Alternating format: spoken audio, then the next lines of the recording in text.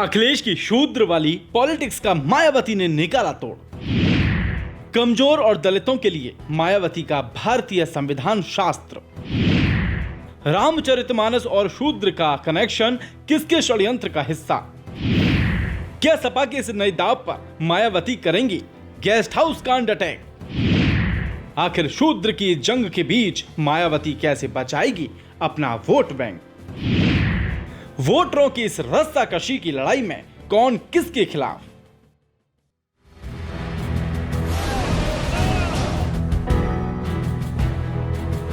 मैं मुख्यमंत्री जी से पूछने जा रहा हूं कि मैं शूद्र हूं कि नहीं हूं। जब सियासत में किसी शब्द को लेकर राजनीतिक षड्यंत्र रचा जाने लगे तो मसला पेचीदा होने लगता है।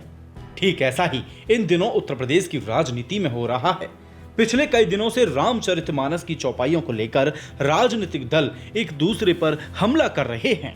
इसकी शुरुआत सपा एमएलसी स्वामी प्रसाद मौर्य ने की। रामचरितमानस की चौपाइयों को लेकर स्वामी प्रसाद मौर्य ने जो बात कही थी उससे अखिलेश यादव के शूद्र वाले बयान ने और ज्यादा तूल दे दिया है। ऐसे में अखिलेश यादव ने शूद्र वाली जो लाइन पकड़ी थी उसे हर रोज खींचने की कोशिश की जा रही है। रामचरितमानस पर और खासकर शूद्र पर मैं सीधा मुख्यमंत्री जी से पूछूंगा कि भाई मुख्यमंत्री जी बताएं हमें सदन में कि शूद्र कौन कौन है। समाजवादी पार्टी ने आम चुनाव से पहले रामचरितमानस और शूद्र वाली पॉलिटिक्स के जरिए जातीय गोलबंदी की रणनीति बनाकर बीजेपी को घेरने का षड्यंत्र रचा था।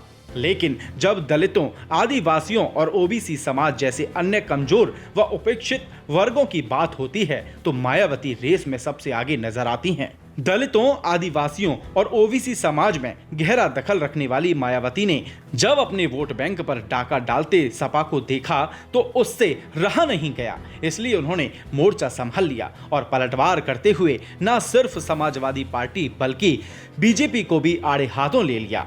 मायावती ने ट्वीट करते हुए लिखा, देश में कमजोर व उपेक्षित वर्गों का रामचरितमानस व मनुस्मृति आदि ग्रंथ नहीं बल्कि भारतीय संविधान है, जिसमें बाबा साहेब डॉक्टर भीमराव अंबेडकर ने इनको शूद्रों की नहीं बल्कि SC ST व OBC की संज्ञा दी है। अतः इन्हें शूद्र कहकर सपा इनका अपमान न करे तथा न ही संविधान की अवहेलना करे। इतना ही नहीं, देश के अन्य राज्यों की तरह यूपी में भी दलितों, आदिवासियों व ओबीसी समाज के शोषण, अन्याय, नाइंसाफी तथा इन वर्गों में जन्मे महान संतों, गुरुओं व महापुरुषों के आदि की उपेक्षा एवं तिरस्कार के मामले में कांग्रेस, भाजपा व समाजवादी पार्टी भी कोई किसी से कम नहीं। वहीं सपा प्रमुख द्वारा इनकी वकालत करने से पहले उन्हें लखनऊ स्टेट गेस्ट हाउस के दिनांक 2 जून सन 1995 की घटना को भी याद कर अपनी गिरबान में जरूर झांक कर देखना चाहिए, जब सीएम बनने जा रही एक दलित की बेटी पर सपा सरकार में जानलेवा हमला कराया गया था।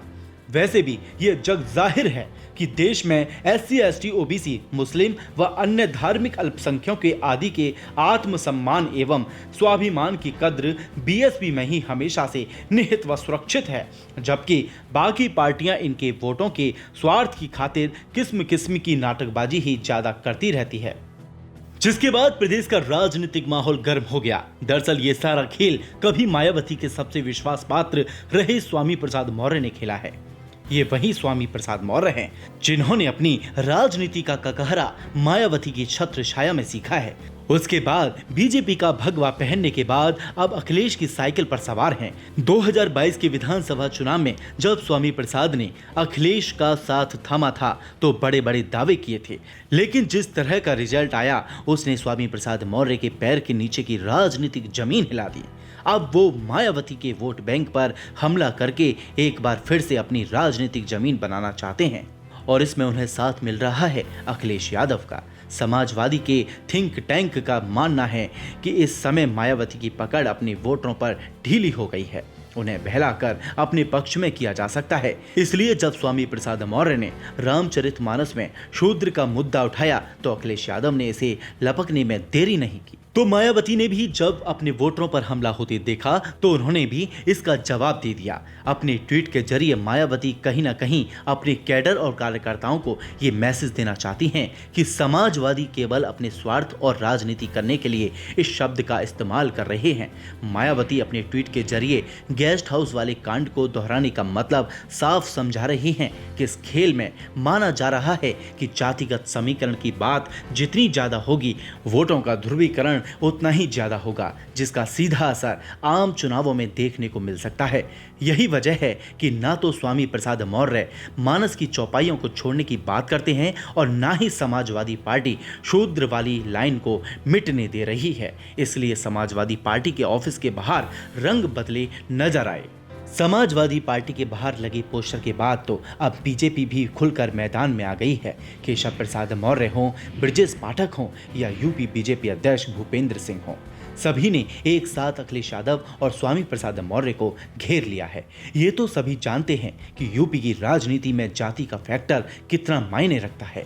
ये ऐसा फैक्टर है जो यहाँ के राजनीतिक पार्टियों की किस्मत रातों रात चेंज कर देता है, चाहे एसपी हो या बीएसपी या फिर बीजेपी।